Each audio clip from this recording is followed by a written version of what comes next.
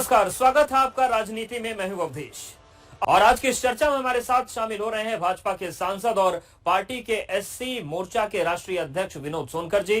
कांग्रेस विधानमंडल दल की नेता आराधना मिश्रा भी हमारे साथ जुड़ गई हैं। समाजवादी पार्टी नेता अभिषेक मिश्रा भी हमारे साथ मौजूद हैं और मजदूर नेता शिव गोपाल मिश्रा भी हमारे साथ जुड़ गए हैं। आप सभी का चर्चा में बहुत स्वागत है। विनोद सोनकर जी, ये जो सेंडर और रिसीवर का मामला है कि लिस्ट भेजिए, लिस्ट अप्रूव होती है नहीं होती, ये सुनकर अच्छा लगता है क्या? अपने ही देश के लोग हैं ना, ये दो राज्यों की दो नीतियों में फंसकर मजदूर मर रहा है, कौन जिम्मेदार है सर इसका? इसके लिए अगर कोई जिम्मेदार है नहीं, ये विनोद जी से मेरा सवाल था। देखिए, निश्चित रूप से इस कोरोना महामारी में लॉकडाउन के समय अगर सबसे ज्यादा किसी को कष्ट और मुसीबत झेलना पड़ा तो इस देश के किसानों को, इस देश के मजदूरों को। और जैसा कि आपने आराधना जी से स्वयं पूछा कि इनको क्या इस बात का अफसोस है क्या कि इनके शासित राज्य नहीं सर, उनका छोड़ दीजिए, मजदूरों उनसे मैं पूछ लूंगा जो पूछना होगा। आप तो बस ये बताइए जिम्मेदार कौन है? नहीं, मेरी मुझको विषय पे आने दीजिए, मुझको विषय पे आने दीजिए, केवल मुझको 1 मिनट चाहिए जी। इनको इस बात का भी अफसोस नहीं है कि देश में लंबे समय तक इन लोगों ने राज किया और प्रदेशों में इन्होंने राज किया और इस देश के नौजवानों को, इस देश के मजदूरों को इस लायक भी नहीं बनाया कि अपने प्रदेश में ये काम कर सकें। ये जो महाराष्ट्र के में मजदूर हैं, प्रवासी मजदूर हैं, वो केवल 6 साल की। सर मेरा सवाल सीधा है, जो ट्रेन में मर रहे हैं, जो सड़क पर मर रहे हैं, जो पानी लूट रहे हैं, सर मैं इसका जिम्मेदार कौन है? सर मुझको जवाब दे रहा हूँ। 7 हो गए, 60 साल कुछ नहीं किया, तो अब आज का बताइए ना। मैं जवाब दे रहा हूँ। अगर इन लोगों ने राजनैतिक उपयोग ना किया होता और महाराष्ट्र में मजदूरों की समय से देखभाल किया होता, उनको भोजन पानी समय पे मिल रहा होता, तो मजदूर इतनी बड़ी मात्रा में एक साथ पलायन नहीं करते। आपके पास अगर इतनी बड़ी संख्या में मजदूर पलायन किए हैं तो जिम्मेदार कोई और नहीं, ये और इनकी सरकार और इनकी नीतियां हैं।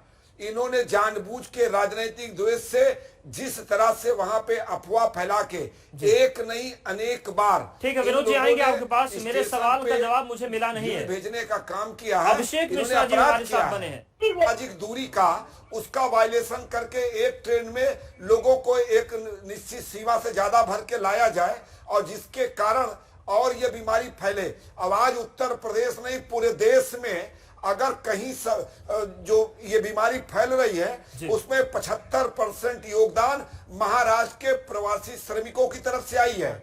अगर इसका लॉकडाउन का पालन ठीक ढंग से न करके सामान्य समय की तरह ट्रेन चलाते, ठीक है, जवाब दे दीजिए। देश की हालत क्या है? इस पे मेरा कमेंट जरूर। बिल्कुल, बोलिए बोलिए। लेकिन बयान पूरा दीजिएगा कि जितने लोग आए हैं उसमें से जितनी जांच हुई है उसमें 75% महाराष्ट्र, 50% दिल्ली और 50% राजस्थान के प्रदेशों से आई है और इन तीनों प्रदेश में भारतीय जनता पार्टी की सरकारें नहीं है। दुनिया ठीक है सोनकर साहब, बहुत सीधा और गंभीर आरोप है कि परमिट राज में फंसकर मजदूर मर रहा है इस वक्त। देखिए, ये केवल और केवल भ्रमित करने की बात कर रहे हैं। आपने स्वयं महाराष्ट्र में देखा है कि जब ट्रेनों की अफवाह फैला के जो अव्यवस्था। जी सोनकर साहब बात नहीं, बिल्कुल आप भ्रमित करने की बात कर रहे हैं।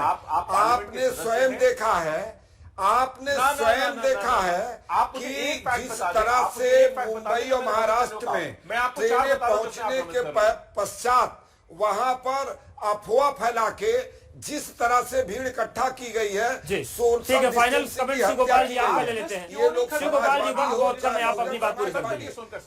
जो लोग हैं, इन लोगों ने समय रहते ये श्रमिकों की कोई डेटा इकट्ठा रखे हैं क्या? ये जो बात ये पूरे प्रदेश में लंबे समय तक इन्होंने राज किया, इनके पास कोई डेटा नहीं है। प्रदेश से बाहर रहने वाले आपकी संख्या क्या है, वो रहते कहाँ हैं? तो सभी का बहुत शुक्रिया हमारे साथ जुड़ने के लिए, बातचीत करने के लिए, और उम्मीद करते हैं कि राजनीति की राह थोड़ी बदलेगी और मजदूरों के बारे में सोचा जाएगा, हालात और बेहतर किए जाएंगे। राजनीति में फिलहाल इतना ही।